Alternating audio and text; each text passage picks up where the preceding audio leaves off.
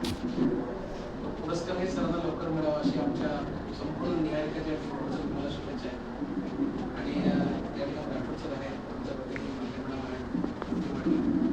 सरांनी जे आज तुम्हाला सांगितलं हे ते अतिशय महत्त्वाचं आहे. मी थोडंसं एक्सटेंड करतो त्याला, कारण आपण टेक्निकल फील्डमध्ये काम करत असताना सर आम्ही त्याच्या वेळेस मुलांना इंडस्ट्रीमध्ये पाठवतो. इंडस्ट्रीमध्ये गेल्यानंतर मुलाची एक मेडिकल टेस्ट आहे.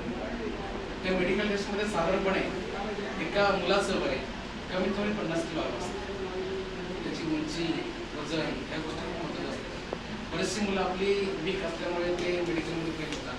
तर तुम्ही अतिशय उत्कृष्ट इलेक्ट्रिशियन असाल, उत्कृष्ट एसी मेकॅनिक असाल, उत्कृष्ट प्लंबर असाल, वेल्डर असाल, असाल, पण जर तुम्ही मेडिकलमध्ये फेल असाल तर तुम्हाला कंपनी तुम्हाला सिलेक्ट करत नाही.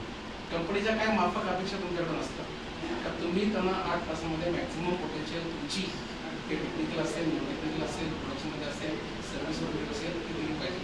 डॉक्टर साहेब या ठिकाणी डॉक्टर साहेबांकडे पर्सन स्टाफ असेल, त्यांची साधारण एक अपेक्षा असते की आपल्या स्टाफने आम्हाला मॅक्झिमम आउटपुट, मॅक्झिमम एफिशियन्सी तुम्हाला दिली पाहिजे.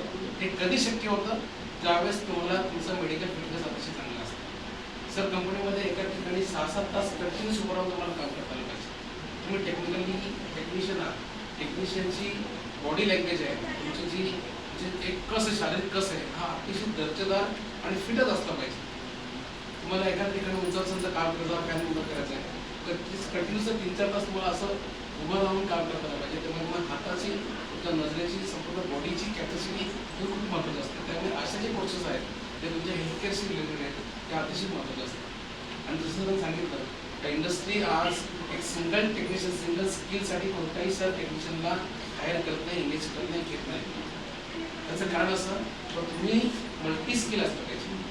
आज तुम्ही इलेक्ट्रिशियन असतं तर तुम्हाला एसी मेकॅनिकचं नॉलेज असलं पाहिजे, प्लंबिंगचं नॉलेज असलं पाहिजे, बिल्डिंगचं नॉलेज असलं पाहिजे, फिटरचं नॉलेज असलं पाहिजे. हे कमीत कमी पाहिजे. तर कोणत्याही कंपनीला 2 टेक्निशियन ॲट ए टाइम 20,000 पगार द्यायला परवडायचं. ते एकच टेक्निशियन घेतात तर त्याला हे सगळं नॉलेज येतं आणि 30,000 पगार देतात. ही सध्याच्या कंपनीची पॉलिसी आहे, सध्याच्या इंडस्ट्रीची डिमांड आहे. ही डिमांड जेव्हा आम्ही कंपनीमध्ये